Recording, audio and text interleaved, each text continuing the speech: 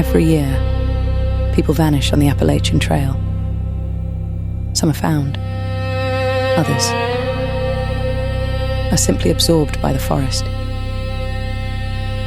The forest has always been a threshold, a place where the world you know ends, and something older, something patient begins. Millions walk the Appalachian Trail every year, believing they understand the wilderness. They carry maps, they carry headlamps, they carry the comfortable certainty that the path will remain beneath their feet. It doesn't always. Tonight, we are here to sort the darkness, not to explain it away, not to offer you false light, but to sit with what the woods refuse to give back. You found us again, where forgotten whispers linger and tales breathe in shadows. Pull your coat tight, listen closely, because out here, no one else can hear you. They call it the 100-mile wilderness. A stretch of Maine so remote that the canopy closes above you like a jaw. No roads, no towns, only the trail. A thin thread of human certainty running through green dark that has been growing since before anyone thought to name it. In July of 2013, a 66-year-old hiker named Geraldine stepped just a few feet off that thread, near Spaulding Mountain. On the trail, she had a name, a nickname given by fellow hikers who loved her. They called her Inchworm, because she moved slowly, deliberately. She took her time with everything. A few feet off the path, that's all the wilderness requires. Search parties came, dogs, helicopters, hundreds of eyes pressing into the brush. 2 years passed. Then they found her campsite, exactly where she had stopped walking. Inside the tent, they found her journal. Page after page. Dated. Written while she waited for rescue that never came. She knew she was lost. She signaled. She wrote. She waited. The forest did not answer.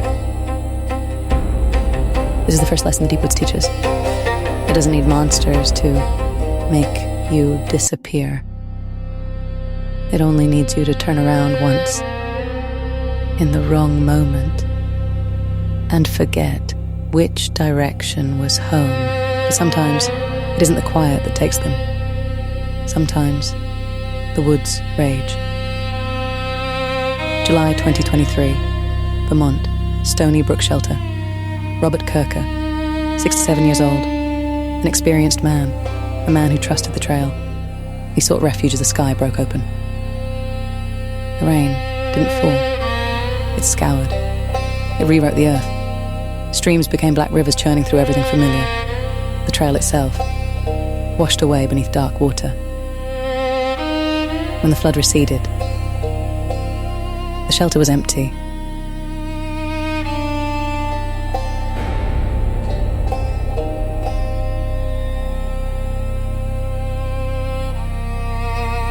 Path you trusted, the one you had walked before, it became the trap that buried you. Robert Kirker's absence is still being read. We fear the elements. We fear losing our way. But the Appalachian Trail carries a darker shade of not knowing, one that walks on two legs. In 1981, the shelters became hunting grounds. At Cow Camp Gap, and later at Wapiti Shelter, men with weapons moved through the isolation of the trail as through a corridor built for them. The hikers who stopped to rest found only the blade and the barrel in the dead of night. The perpetrators were caught, named, sentenced. But the energy they left behind does not leave with a verdict. It soaks into the soil. It remains in the temperature drop near certain shelters at nightfall, in the footsteps that circle your tent when there is no moon. The trail never forgets the blood it drinks. The worst shadows are not supernatural. They are the ones that require no myth to explain them. They arrive already finished. The woods are ancient. They are patient. And they are always watching. These are not ghost stories. They are the sentences the trail cannot finish. If you ever find yourself walking that long green tunnel, do not stray from the thread. And if you hear your name called from the deep brush,